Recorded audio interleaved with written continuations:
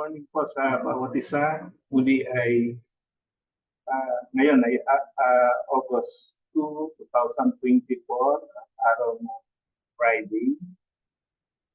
At dala po muli tayo sa ating meditation time. Ang ating text na pabasahin ay matatagpuan natin sa 1 Corinthians chapter 10, verse 13. Ganito ang sinasaad ng Word of God.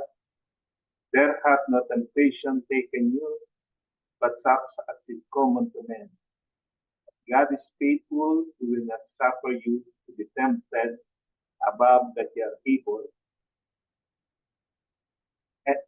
but with the temptation also make a way to escape, that you may able to bear it. Ayan ang ating topic na pag-aaralan ay tungkol sa faithfulness ng ating Panginoon. Tapat ba ang Diyos? Yes, He is. Kahit na dumating tayo sa trouble ng ating buhay at sinusubok tayo, ay nandun yung katapatan ng ating Panginoon. Nandun siya para tayo itulungan, dalhin tayo sa tamang direksyon at ipakita yung way out of our escape. Tapat ba ang Diyos? Yes. Kahit na tayo ay hindi.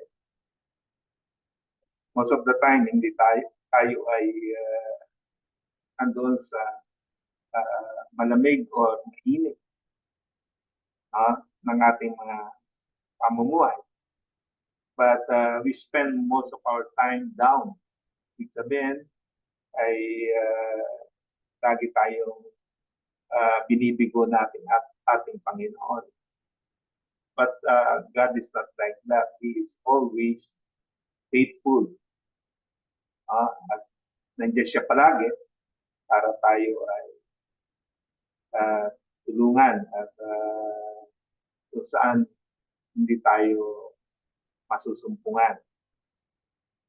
Saang area tayo ng buhay, saang area ng buhay ang Diyos ay tapat.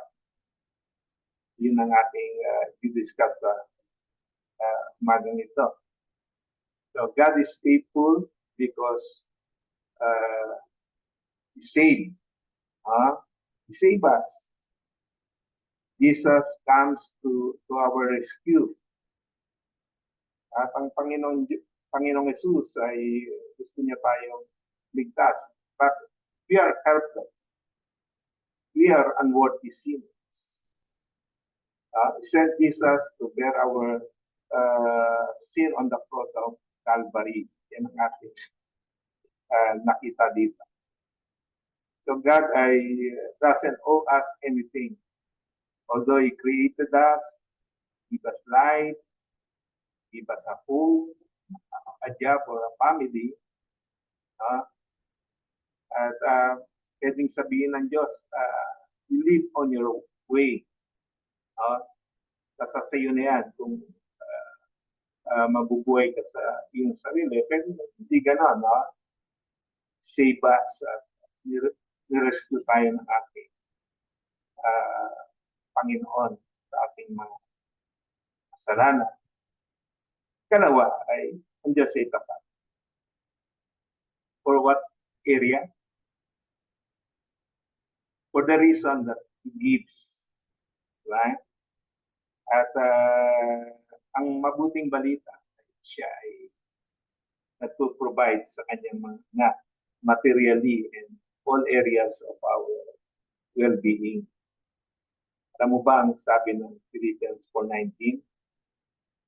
But my God shall supply our needs according to His riches in glory by Christ Jesus.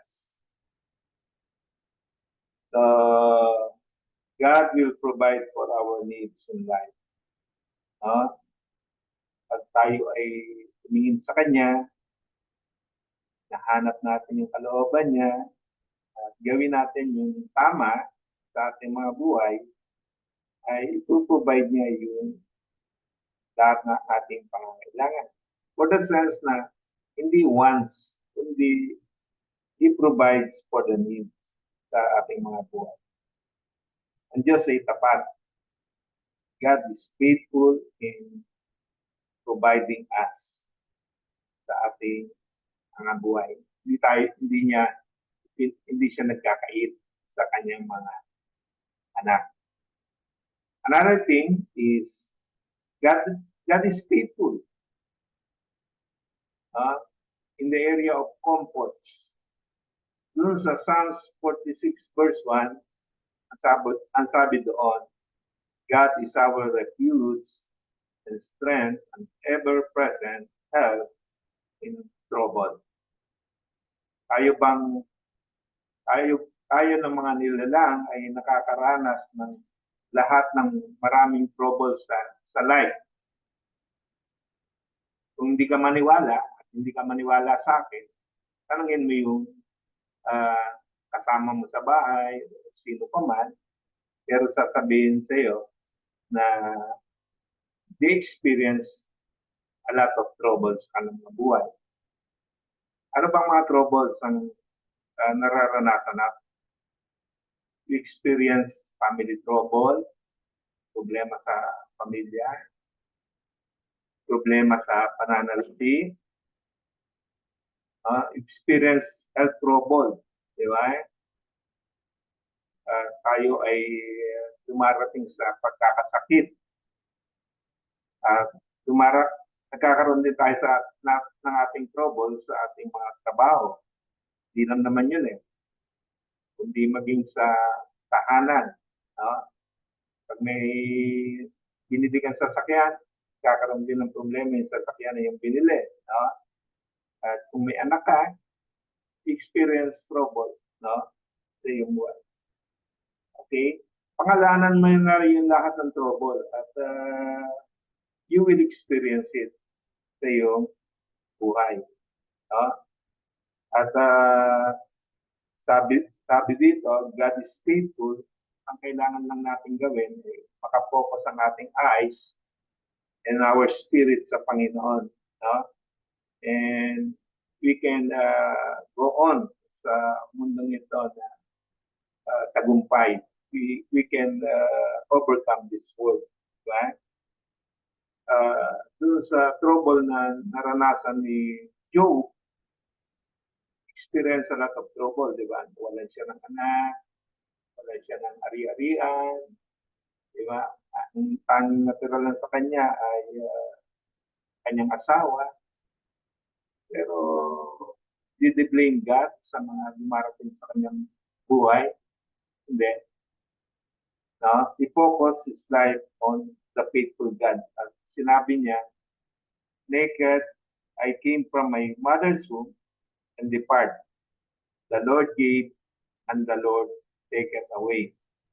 Blessed be the name of our God. So, makita natin in spite na dumating sa kanyang ang matinding problema, ay higit siyang nagtitiwala sa ating Panginoon. At ang Diyos sa lahat ng ating area ng ating buhay, tapat siya. Hindi mo kailangan talikuran siya at mag-backslide at manghina o manlupay-pay kaya. Kundi meron kang Diyos na maasahan sa iyong buhay.